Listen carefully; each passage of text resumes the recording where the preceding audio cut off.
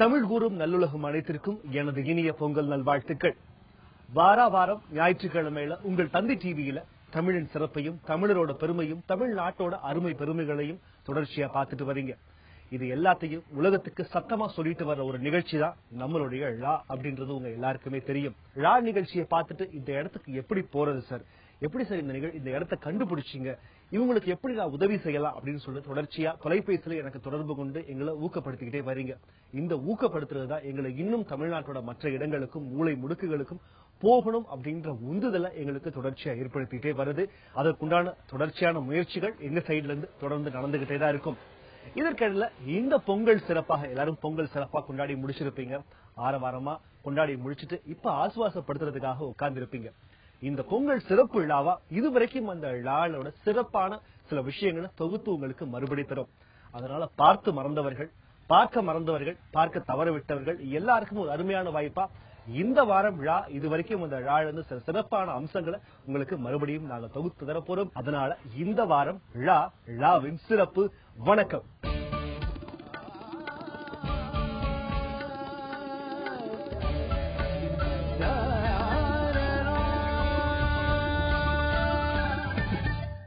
குழந்தை பிறக்காத பெண்களை அரச மரத்தை 3 தடவை சுத்தி வாங்க, 4 தடவை சுத்தி வாங்க, குழந்தை பிறந்துரும் அப்படின்னு நம்ம சொல்லி கேள்விப்பட்டிருக்கோம். அரச மரத்தை சுத்தினா எப்படியா குழந்தை பிறக்கும் அப்படின்னு சில பேர் நம்ம கேலியும் பண்ணிருப்போம். ஆனா தமிழ அன்னைக்கு இதுக்குண்டான காரண காரியத்தோட தான் அரச மரத்தையும் ஆலமரத்தையும் இந்த மாதிரியான பெரிய வேப்ப மரங்களையும் சுத்தி வர சொல்லியிருக்கிறோம். காரணம் என்ன அப்படின்னு கேட்டீங்கன்னா, இந்த அரச மரம், ஆலமரம், வேப்ப மரத்துல எல்லாம் அதிக அளவு பிராணவாயு வெளிப்படும். ஆக்சிஜன் அப்படின்னு சொல்லப்படுற அந்த பிராணவாயு அதிக அளவு வெளிப்படும். அதனால அது சுத்தி வர்றப்போ இயற்கையாவே நமக்குள்ள பிராணவாயு, அந்த ஆக்சிஜன் அப்படிங்கிறது நிறைய நம்ம சுவாசிக்க போறோம். அதனால குழந்தை பிறக்கிறதுக்கு ஒரு காரணமா இருக்கும் அப்படிங்கிற அந்த ஒரே ஒரு காரணத்துக்காக தான் தமிழ் அன்னைக்கு அரச மரத்தையும் ஆலமரத்தையும் சுத்தி வாங்க அப்படின்னு சொன்னோம். இந்த மாதிரியான பல விஷயங்கள் தமிழரோட சிறப்புல பொதிஞ்சு கிடக்குது. இப்போ நாம பார்க்க போறது நம்ம மறந்த ஒரு நாட்டுப்புற கலை பத்தின ஒரு சுவாரஸ்யமான அம்சத்தை. மதுரையை சேர்ந்த 2 இளைஞர்கள் சின்ன பசங்களுக்கும் பெரியவங்களுக்கும் இந்த நாட்டுப்புற கலைகளை இலவசமா சொல்லித் தராங்க. ரொம்ப வருஷமா என்ன மாதிரியான கலைகளை அவங்க சொல்லித் தராங்க, எதுக்காக சொல்லித் தராங்க, யார் இவங்களுக்கு இதனால என்ன பலன், இது எல்லாத்தையும் தான் இப்ப நம்ம பார்க்க போறோம். விழா நிகழ்ச்சியில பார்க்கலாம். அன்பு கலந்துடு வணக்கம் வருகுது, பெரியோர்களே அழகு குரல் ஒழிக்க போகுது. அன்பு கலந்துடு அண்ணன் மறை, அன்பு கலந்துடு அக்கா மறை, அன்பு கலந்துடு வணக்கம் வருகுது, பெரியோர்களே அழகு குரல் ஒழிக்க போகுது. பண்டை காலத்தாத்தாவோட பழங்கால கலைகள் எல்லாம், பண்டை காலத்தாத்தாவோட பழங்கால கலைகள் எல்லாம் பார்வோற்ற புகழ போகுது, பெரியோர்களே பார்வோற்ற புகழ போகுது. அன்பு கலந்திட அண்ணன் மர டிஸ்கோ, பிரேக், ஹிப்ஹாப்னு மேற்கத்திய நடனங்கள் இப்ப நம்ம ஊர்ல அதிகமா இருக்கு அப்படிங்கிற விஷயம் நம்ம எல்லாருக்குமே தெரியும். நகரத்துல இருக்க பெற்றோர்களும் தங்களோட பிள்ளைகளுக்கு இந்த மாதிரியான நடனங்களை கத்துக் கொடுக்கதான் அதிக ஆர்வம் காட்டுறாங்க. ஆனா நம்மள எத்தனை பேருக்கு அம்மன் கூத்து, குறவை கூத்து, தேவராட்டம், கணியன் கூத்து, ஒயிலாட்டம் மாதிரியான நாட்டுப்புற கலைகளை நம்ம பிள்ளைங்களுக்கு கத்துக் கொடுக்க அனுப்புறோம்? இல்ல இதெல்லாம் நம்ம கலைகள்னு இங்க இருக்க எத்தனை பேருக்கு தெரியும்ன்றதே ₹1,00,000 கேள்வி. ஆனா மதுரைக்கு அருகே இருக்கும் ஆணையூர் அப்படிங்கிற கிராமத்துல தமிழர் பண்பாட்டு கலைக்குழுமம் அப்படிங்கிற அமைப்பு அழிந்து வரும் நாட்டுப்புற கலைகள் எல்லாத்தையுமே இலவசமா கற்றுக் கொடுக்கறாங்க. சுமார் 200 மாணவர்கள் வெவ்வேறு வயது உடையவர்கள் இங்க கத்துக்கிறாங்க. அழகு குரல் ஒழிக்க போகுது, அன்பு கலந்துடு வணக்கம் வருகுது, பெரியோர்களே அழகு குரல் ஒழிக்க போகுது. கரகாட்டம், ஒயிலாட்டம், பொய்க்கால் குதிரை, மரக்கால் ஆட்டம், சிலம்பம் போன்ற கலைகள் நம்ம தென்மண்ணில் உள்ள கலைகள் அனைத்துமே நான் கற்றுக் கொடுக்குறேன். இந்த தமிழர் பண்பாடு கலைக்குழுமத்துக்கு ஆரம்பமா இருந்தவர் கணேஷ் சுந்தரபாண்டியன் அப்படிங்கிற இளைஞர். சென்னையில வேலை பார்த்து பின்னர் லண்டன்ல படிச்சுட்டு வந்தவர் கிராமிய கலைகளை மீட்கும் முயற்சியில ஆரம்பிச்சதுதான் இந்த தமிழர் பண்பாட்டு கலைக்குழுமம்.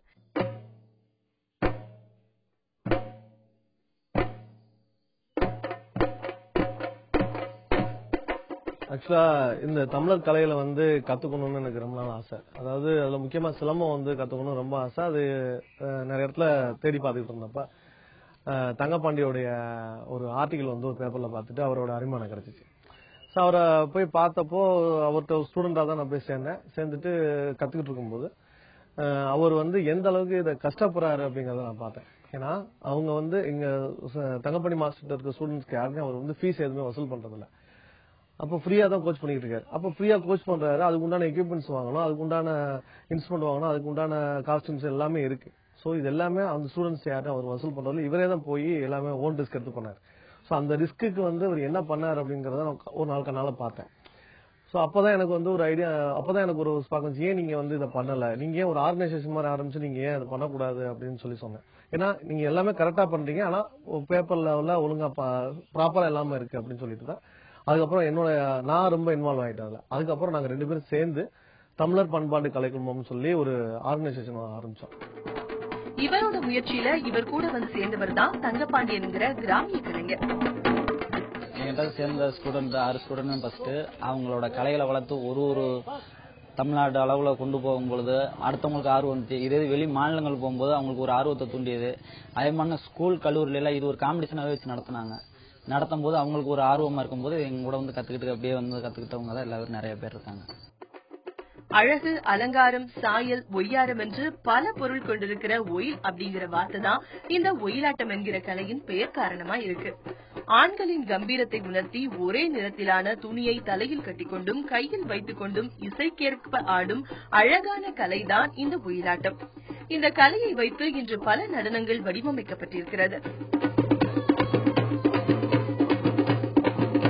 சிறகை விரித்தால் மயிலாட்டம், சேர்ந்து குதித்தால் ஒயிலாட்டம் என்று வர்ணிக்கப்படுகிறது.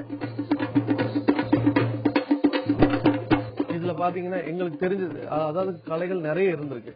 அதுல அழிஞ்சு போன கலைகள் நிறைய, இது அழிஞ்சிட்டு வர கலைகளும் இருக்கு. இப்ப வந்து அழியும் தருவாயில இருக்க கலைகளும் இருக்கு. சோ நாங்க கேட்டகரி வைஸா பிரிச்சோம்.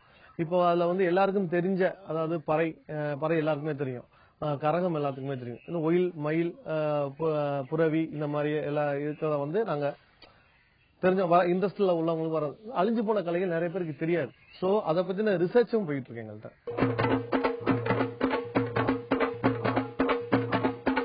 இப்பொழுது நீங்கள் பார்த்துக் கொண்டிருப்பது கொக்கலி நடனம். அநேக பேருக்கு இது கட்டைக்கால் நடனம் என்றுதான் தெரியும். மரத்தாலான நீண்ட கட்டைகளை காலில் கட்டிக்கொண்டு ஆடும் விசித்திர நடனம். இந்த கட்டைகள் சுமார் 60 சென்டிமீட்டர் முதல் 200 சென்டிமீட்டர் வரை இருக்கும். இதிகாசத்தில் கங்கை அம்மனுக்கும் இந்த நடனத்திற்கும் தொடர்பு உண்டு என்றும் அறியப்படுகிறது. கங்கை அம்மன் அருள் கிடைத்தால் மட்டுமே இந்த ஆட்டத்தை ஆட முடியும் என்பது பண்டைய தமிழர்களின் நம்பிக்கை.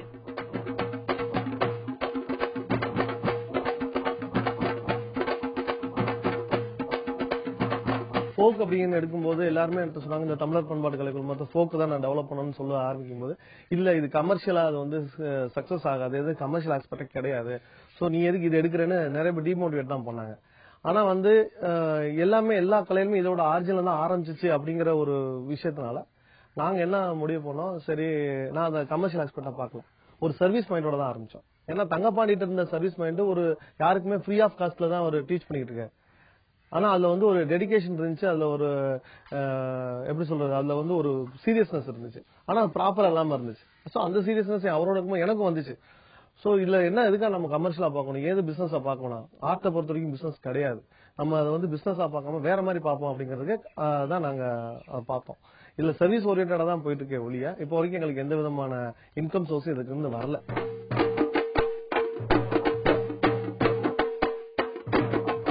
கற்கால தமிழர்கள் எடுத்த முதல் ஆயுதம் சிலம்பு. தற்காப்பு கலைக்கு முதல் வித்தே சிலம்பம்தான். சிங்கம், புலி போன்ற காட்டு மிருகங்களிடமிருந்து பாதுகாத்துக் கொள்ள கையாண்ட முறையே சிலம்ப கலையாக வளர்ந்துள்ளது என்று தமிழர் வரலாறு கூறுகிறது. சிலம்ப கலையில் பல வகைப்பாடங்கள் உண்டு.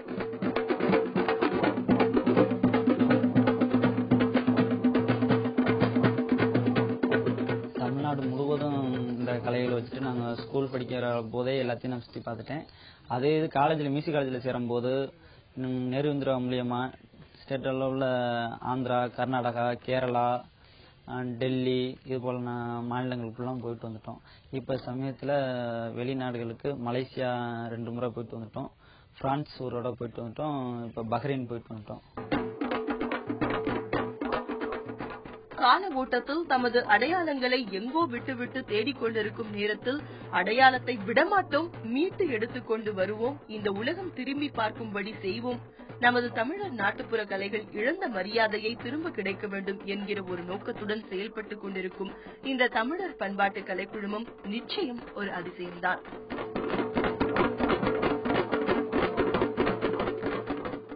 இந்த வாரம் ழாவின் சிறப்பு பார்த்துட்டு இருக்கீங்க. இதுவரைக்கும் அந்த ழா நிகழ்ச்சியில் இருந்த சிறப்பு விஷயங்களை இப்ப மறுபடியும் தொகுத்து தர்றோம்.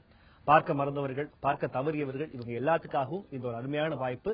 நீங்க இப்ப ழாவோட சிறப்பு தொகுப்பு பார்த்துக்கிட்டு இருக்கிறீங்க. அந்த காலத்துல தன்னோட பொண்ணை கட்டிக்க போறவன் வீரனா இருக்கும் அப்படின்னு சொல்லிட்டு பொண்ணோட அப்பா எதிர்பார்த்தாங்க.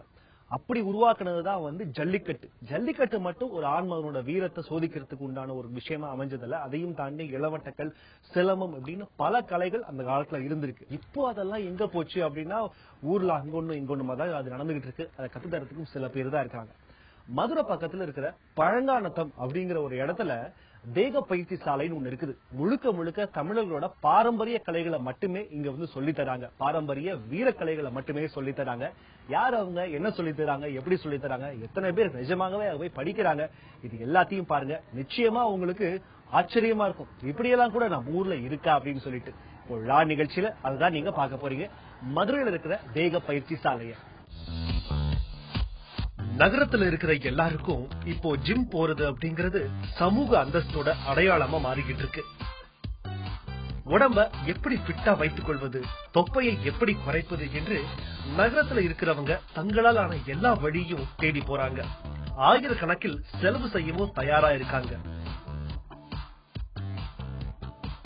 ஆனா அதுல பெரும்பாலானோர் முதல் மாசம் மட்டும் ஜிம் போயிட்டு வந்து அடுத்த மாசம் தூங்குறவங்க தான். ஆனா இன்னைக்கும் இதையெல்லாம் அடிச்சு நொறுக்கிற விதமாக சுமார் 50 ஆண்டுகளுக்கும் மேலாக தேக பயிற்சி சாலை ஒன்று மதுரை அருகே பழங்கானத்தில் நடந்து வருது. டவுன்ல இருக்கிற எல்லாருக்குமே வந்து கிரிக்கெட், ஃபுட்பால், டென்னிஸ், அப்புறம் வீடியோ கேம் இதெல்லாம் வந்து எல்லாருக்கும் டெய்லி பழகுற ஒரு விஷயமா இருக்கும், எல்லாருக்கும் தெரிஞ்ச ஒரு விஷயமா இருக்கும்.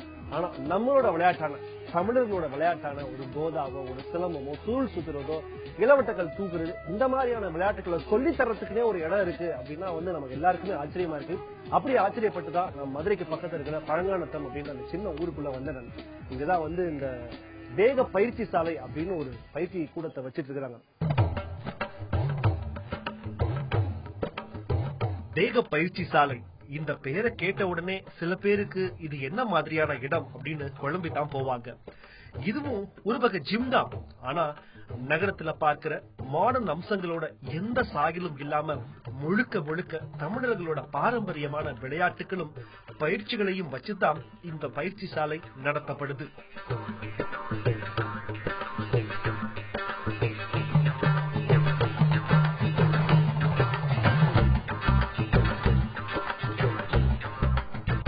இந்த தேக பயிற்சி சாலையில சிலம்பம், சுருள் கத்தி வீச்சு, குஸ்தி, யோகா, இளவட்டக்கள் பயிற்சி, கதை தூக்கு பயிற்சி என்று நகரத்தில் வாழ்பவர்கள் டிவியிலும் பொருட்காட்சியிலும் பார்த்து மகிழும் இந்த விளையாட்டுகளை தான் இங்கே தினந்தரம் கத்து தராங்க, பயிற்சியும் செய்யறாங்க.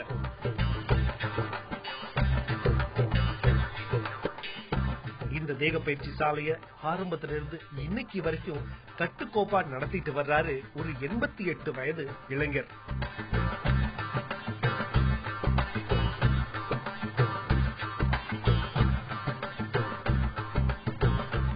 ஆயிரத்தி 1944 ஆரம்பிச்ச இந்த கோதா கம்பு சண்டை, குஸ்தி இதெல்லாம் செஞ்சு ஆரம்பிச்ச பள்ளிக்கூடம்.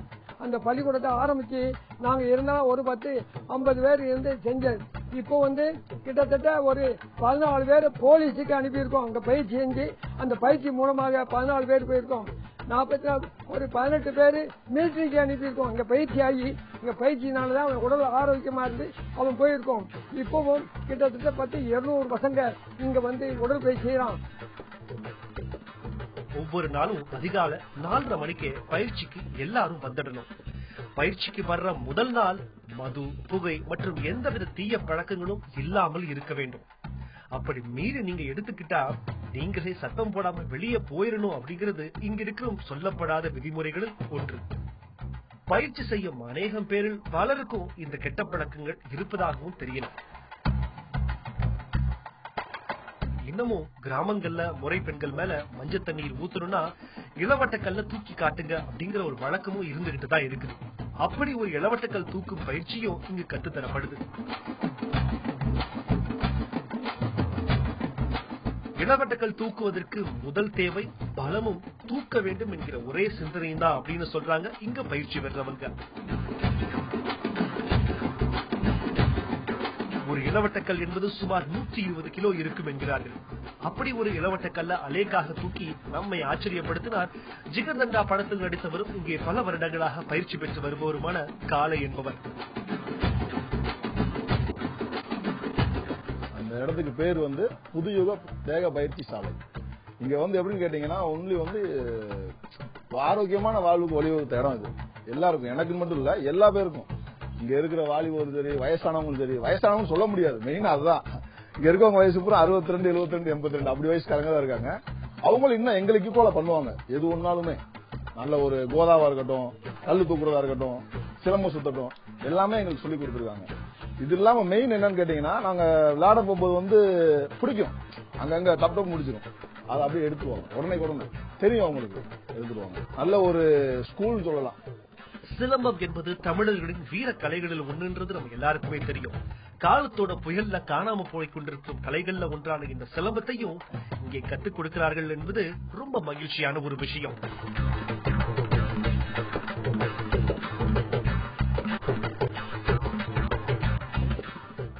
சின்ன வயசுல இருந்து இங்கதான் வருவேன். நான் மட்டும் இல்ல, ஊருக்கு இளந்தாரி பேரு பூரா அங்கதான் இருப்பாங்க. ஏன்னு கேட்டீங்கன்னா, இங்க வந்து முதல் எடுத்தோன்னா உடம்பு வளையணும். இங்க வந்து மெயின் அதுதான். அந்த மண் இருக்கு பாத்தீங்களா, அது வந்து ரொம்ப ஆரோக்கியமான மண். எந்த ஒரு சீக்கு வராது, அதுல படுத்து உருண்டாலே போதும். காய்ச்சல், தலைவலி எதுவுமே வராது, நீர் கோர்ப்பு எதுவுமே வராது.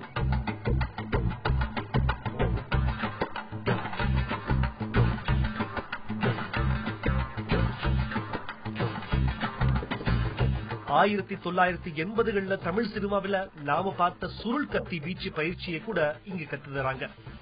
இரும்பு கம்பிகளை சுருட்டி எதிரி ஓரளவு தூரத்தில் இருக்கும் போதே அவனை தாக்கி நம்ம தற்காத்துக் கொள்வதுதான் இந்த சுருள் கத்தி வீச்சு.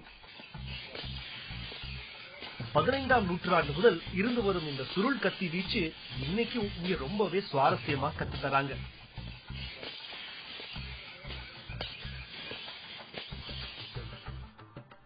நாம ஆயிரக்கணக்கில் பணம் கட்டி பாதியில நின்றுவிடும் மாடர்ன் ஜிம்களுக்கு மத்தியில் உடல் ஆரோக்கியம், அதுவும் இயற்கை முறையிலேயே ஆரோக்கியம், நம்ம பாட்டனும் முப்பாட்டனும் விளையாடிய வீர விளையாட்டுகளின் படியாக வந்த ஆரோக்கியத்தை சொல்லிக் கொடுக்கிற இவங்களை மட்டும் நாம கொண்டாட வேண்டியது முக்கியம் கிடையாது. நமது அடுத்த தலைமுறைக்கும் இன்னும் பெருசா இந்த விஷயங்களை எடுத்து செல்ல வேண்டியதும் நம்மளோட கடமை தான். இது பொங்கல் சிறப்பு விழா நிகழ்ச்சி. இதுவரைக்கும் வந்த விழா நிகழ்ச்சிகள் இருந்து சில சிறப்பான அம்சங்களை இப்போ நீங்க பாத்துட்டு இருக்கிறீங்க. பார்க்க தவறியவர்களுக்கு ஒரு அருமையான வாய்ப்பு சிறப்பான அம்சங்களை மறுபடியும் பாக்குறதுக்கு. அந்த வகையில இப்ப நம்ம பார்க்க போறது தஞ்சாவூர் வீணை.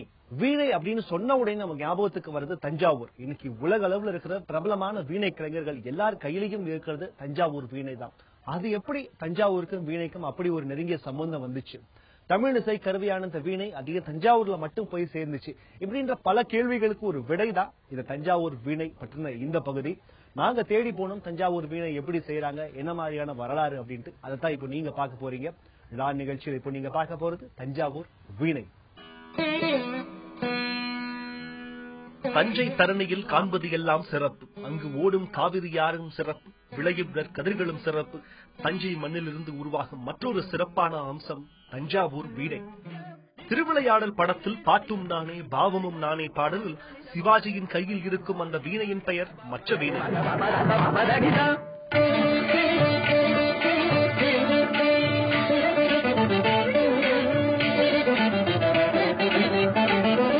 மீன் போன்ற முக வடிவம் கொண்டு அமைக்கப்பட்ட ஒரு புராதன காலத்து வீணை அது. அது உருவான இடமும் தஞ்சாவூர் தான். வீணையின் வரலாறு என்பது கிமு 1500 ஆண்டுகளுக்கு முன்னரே அதர்வண வேதம் மற்றும் ரிக் வேதத்திலும் குறிப்பிடப்பட்டுள்ளது. வேடனின் கையில் உள்ள அம்பில் இருக்கும் தந்தியை இழுக்கும் போது ஒரு சத்தம் வரும். அந்த சத்தம் கொடுக்கும் நாதத்தில் இருந்து உருவானதுதான் வீணையின் சரித்திரம். தந்தி வைத்து மீட்டும் கருவிகள் அனைத்துமே அக்காலத்தில் வீணையின் குடும்பமாக பாவிக்கப்பட்டிருக்கிறது. மரத்தில் இருந்து பிரியும் கிளைகளைப் போல வீணையில் இருந்து யாழ், தம்புரா, ஆகாச வீணை என்று பல வகை வீணைகள் காலப்போக்கில் உருவாகி இருக்கிறது. இவ்வளவு சிறப்பு வாய்ந்த இந்த வீணைகள் தயாரிக்கப்படுவது தமிழ்நாட்டின் நெற்களஞ்சியம் தஞ்சையில். இன்று இந்தியாவெங்கும் இருக்கும் பிரபல வீணை கலைஞர்களின் முதல் தேர்வாக இருப்பது தஞ்சை மண்ணில் உருவாக்கப்படும் வீணையாகும். 16ஆம் நூற்றாண்டு காலம் தொட்டு ரகுநாத தொண்டைமான் என்கிற அரசனின் ஆட்சியில்தான் தஞ்சையில் வீணை தயாரிக்கும் பணி ஆரம்பமாகியது என்று இங்கிருக்கும் கலைஞர்கள் சொல்கிறார்கள். அவர்களின் வழி வந்தவர்கள்தான் இன்றும் இந்த உன்னத கருவியை உருவாக்கி கொண்டிருக்கிறார்கள். இந்த தஞ்சாவூர்ல வீணை தயாரிச்சுட்டு இருக்கிறது ரகுநாத தொண்டைமான் காலத்திலிருந்து கிட்டத்தட்ட 300 ஆண்டுகளாக இந்த வீணை தயாரிப்பு இங்க நடக்குது. எங்க அப்பாவுக்கு அப்புறம் நானே என் தம்பி இங்க செஞ்சுட்டு இருக்கோம்.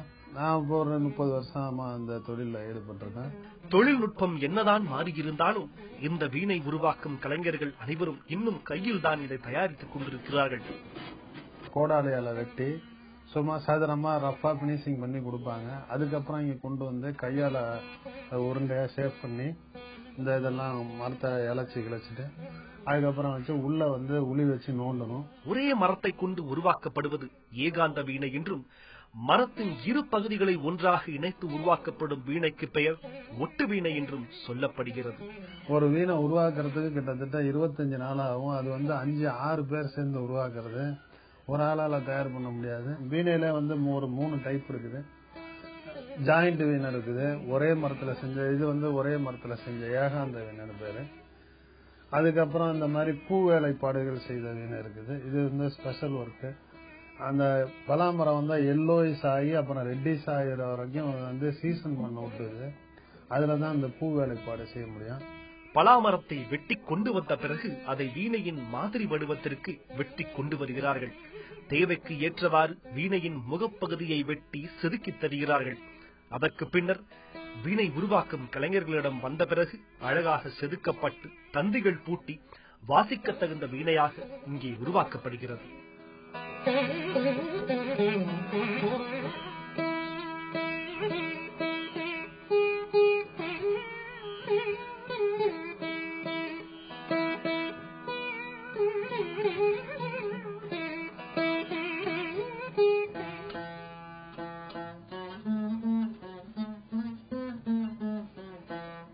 வீணை உருவாக்கும் கலைஞர்கள் வீணை வாசிப்பது பற்றியும் ஸ்ருதி சேர்ப்பது பற்றியும் நிச்சயம் தெரிந்து வைத்திருக்க வேண்டும் என்பது இவரின் கருத்து. எவ்வளவுதான் வீணையில செஞ்சாலும் இந்த ஃப்ரெட் அமைக்கிறதுங்கிறது வந்து வாத்தியார்ட்ட போய் வீணை படிச்சாதான் இந்த ஃப்ரெட் எல்லாம் அமைக்க முடியும். அது வந்து ஒண்ணுக்கும் ஒரு இது இருக்குது. ஃபர்ஸ்ட் சுதி சேர்க்கறது. சுதி சேர்க்கறதுக்கு வந்து அதை வீணை கிளாஸ் படிச்சாதான் சுதி சேர்க்க வரும். இப்ப ஒண்ணுக்கும் ஒரு பேர் இருக்கு. இது வந்து ரிஷபம், சதுர்ச ரிஷபம், காந்தாரம், அந்தர காந்தாரம், மத்தியமம், பிரதிமத்தியமம், தைவதம், பஞ்சமம், நிஷாதம், காக்லி நிஷாதம், சஜ்ஜமம், இப்படி இருக்கு. இது வந்து ஒரு 12. அதுக்கப்புறம் மேல ஒரு 12. இது வந்து மேல் ஸ்தாயி வரிசை, இது வந்து கீழ் ஸ்தாயி வரிசை. அது மாதிரி இருக்கு. வீணைக்கு மொத்தம் 7 கம்பிகள். இந்த ஃபர்ஸ்ட் கம்பி பேரு சஜ்ஜமன் பேரு. இது வந்து மந்திரம். பஞ்சம், அடுத்த கம்பி பேரு பஞ்சமம், அடுத்தது மந்திரம், இது அனுமந்திரம். சஜ்ஜமம், பஞ்சமம், மந்திரம், அனுமந்திரம் பேரு. தஞ்சாவூரில் தயாராகும் இந்த வீணைகள் கடந்த 2012 புவிசார் குறியீடு வாங்கிவிட்டது என்றும், அதனால் இந்த வீணைகளில் மேட் இன் தஞ்சாவூர் என்றும் அச்சிட்டுக் கொள்ளலாம் என்றும் தெரிகிறது. சுமார் 1500 ஆண்டுகள் பழமை வாய்ந்த இந்த வீணை நம் மண்ணில் தயாராகி இன்று உலகம் முழுவதும் தந்தி மீட்டிக் கொண்டிருப்பது தமிழனான நமக்கு நிச்சயம் பெருமை வாய்ந்த ஒன்று. இந்த வாரம் நீங்க பார்த்தது பொங்கல் சிறப்பு விழா நிகழ்ச்சி. இதுவரைக்கும் இந்த விழா நிகழ்ச்சிகள் இருந்து சில சுவாரஸ்யமான பகுதிகளை உங்களுக்கு நாங்க தொகுத்து தந்தோம். காது குத்துறது அப்படிங்கிறது நம்ம தமிழர்களோட ஒரு பாரம்பரியமான சடங்கு. தமிழர்களோட எல்லா ஜாதிகள் எல்லா இடங்கள்லயும் இந்த காது குத்துறது அப்படிங்கிற இந்த சடங்கு ரொம்ப காலமா இருந்துட்டு வருது. காலம் மாற மாற எதுக்கு காது குத்தணும் அப்படின்ற ஒரு கேள்வியும் வருது. ஆனா அதுக்கான சரியான ஒரு பதிலையும் அந்த காலத்திலேயே தமிழன் சொல்லி வச்சுட்டு போயிருக்கான். காது குத்துறது இந்த இடத்துலதான் வந்து காது குத்துவாங்க குழந்தைகளுக்கு சிறு வயசுல. அதுக்கு காரணம் என்ன அப்படின்னு கேட்டீங்கன்னா அக்குபஞ்சர் அப்படின்னு சொல்லப்படுற அந்த முறைதான். அந்த இடத்துல இருக்கிற அந்த பாயிண்ட்ல தான் வந்து ஆஸ்மா குணமடைறதுக்கு உண்டான ஒரு புள்ளி இருக்கு அப்படின்னு சொல்லிட்டு அன்னைக்கே தமிழன் கண்டுபிடிச்சதுனாலதான் இந்த 2 இடங்கள்லயும் காது குத்துறாங்க குழந்தைகளுக்கு. இந்த அக்யூபஞ்சர் முறைதான் காலப்போக்குல தமிழ்நாட்டில இருந்து அப்படியே கொஞ்சம் கொஞ்சமா போயிட்டு சைனாவுக்கு போயிடுச்சு. இன்னைக்கு சைனாக்காரங்க கண்டுபிடிச்ச ஒரு மருத்துவ முறையா இந்த அக்யூபஞ்சர் இருக்கிறது நம்ம எல்லாருக்குமே தெரியும். சோ இந்த காரணத்துக்காக தான் தமிழர்கள் அன்னைக்கே காது குத்துற சடங்கு வச்சாங்க அப்படிங்கிறது இப்ப உங்களுக்கு தெரிஞ்சிருக்கும். அதனால உங்களுடைய குழந்தைய கூட்டிட்டு போயிட்டு இந்த தலைமுறைகள் கண்டிப்பா காது குத்துறத மறுபடியும் ஆரம்பிப்பாங்க அப்படின்னு நான் நம்புறேன். இன்னைக்கு நிகழ்ச்சி உங்களுக்கு நிச்சயம் பிடிச்சிருக்கும் அப்படின்னு நான் நம்புறேன். நிகழ்ச்சி பத்தின கருத்துக்களை இந்த மின்னஞ்சல் முகவரிக்கு நீங்க எழுதி அனுப்பலாம். மீண்டும் அடுத்த வாரம் இன்னும் பல சுவாரஸ்யமான விஷயங்களோட நான் உங்களை சந்திக்கிறேன். அதுவரை உங்களிடமிருந்து விடைபெற்றுக் கொள்வது என்றும் அன்புடன் ராதாமநாதன். வணக்கம்.